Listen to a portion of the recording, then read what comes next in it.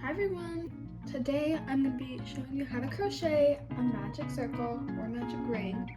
In this video I'm going to be showing two different ways how to do them. The first is more traditional. The second one is a fun little trick that I've learned so you can see which one works better for you. So I'm just using some acrylic yarn and a 5mm crochet hook, but this really goes for any kind of yarn and any size hook.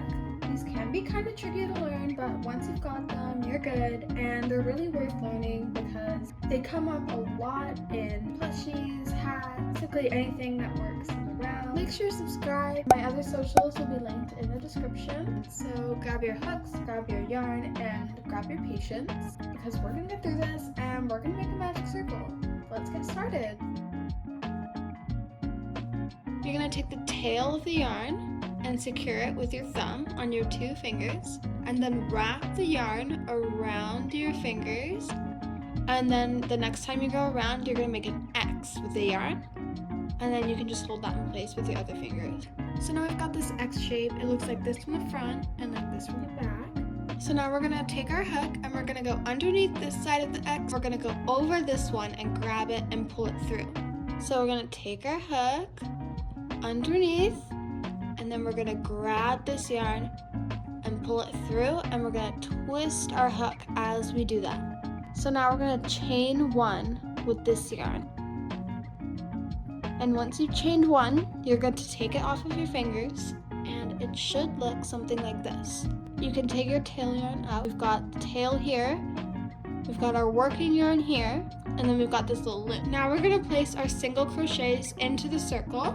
It's usually 6, but it will tell you on your pattern how many you need. We're going to be single crocheting around this loop and the tail piece. So make sure you're single crocheting around the tail piece as well. So let's start putting our single crochets in. Okay, so we can go in, yarn over, pull through, yarn over, and pull through. So now we've got 1. Now we can do 2 and 3, 4, 5, and we're going to do 1 more to make 6. And to pull it tight, we just take this tail piece of the yarn and tug on it,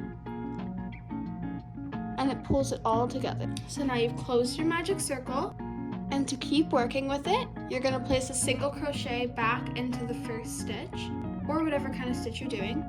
You're going to place it into the first stitch, and you're just going to place your crochet, and that'll be the start of your next row. So we're going to start this technique off by making a slip knot, and leave yourself a fair bit of tail because we're going to be working with that. So we can make our slip knot by twisting, grabbing the top yarn, and pulling it through. Now once you've got your slip knot, you can take your hook and you're going to put it through, and then you can tighten it by just pulling these 2 pieces apart, but you're not going to want to tighten it too much. Now that you've got this, you're going to take the tail piece of your yarn, you're going to wrap it around your thumb counterclockwise like this. So now you've got this 1 loop over your thumb, and you're going to place your crochets into it. And if it's too far away from your hook, you can just pull the tail and kind of move it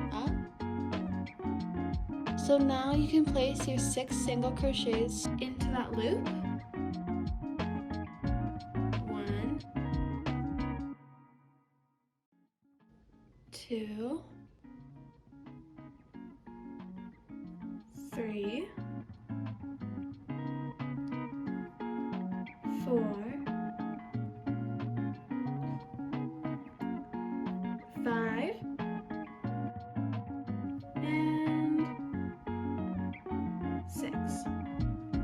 So the magic circle should look something like this, pretty similar to the last one because they both kind of end up with the same thing, but they're just different ways of getting that result. So now to tighten your magic circle, you're going to take the tail piece of your yarn, and you're going to just pull it tight, and it'll cinch it shut. And to continue your project and start your next row, you'll place a single crochet into the first stitch like this,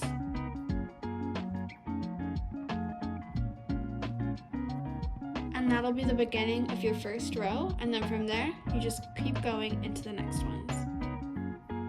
I really hope you found this tutorial useful. If you did and want to see more tutorials and videos from me, then please make sure to subscribe and check out my other social medias, and please make sure to comment any feedback and any other tutorials that you'd like to see